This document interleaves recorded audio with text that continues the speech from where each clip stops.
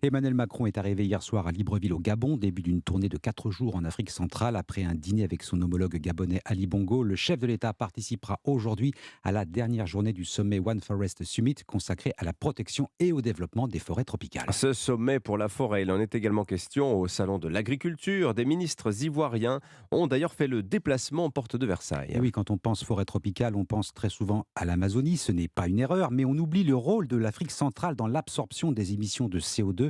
Sauf que ce massif africain est menacé, notamment en Côte d'Ivoire. 90% des forêts du pays ont disparu en un peu plus d'un siècle.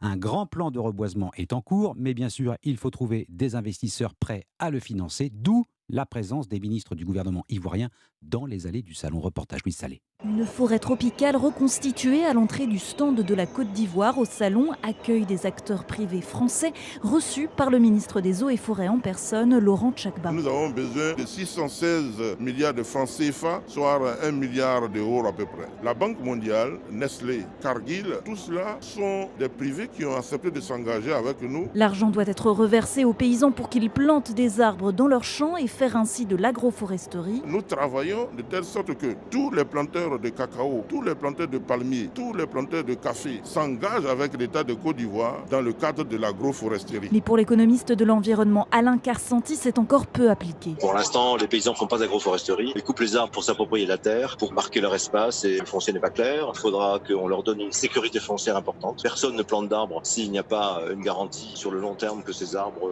leur reviendront. Mais la Côte d'Ivoire veut prouver qu'elle fait des efforts car d'ici 2024, l'Union européenne refusera d'importer tout produit issu de déforestation. Un reportage au Salon de l'Agriculture. Louis Salé, tiens, puisqu'on parle d'émissions de CO2, un record, mais moins que prévu, c'est plus 0,9% d'émissions de gaz à effet de serre produites l'an dernier, selon l'Agence internationale de l'énergie.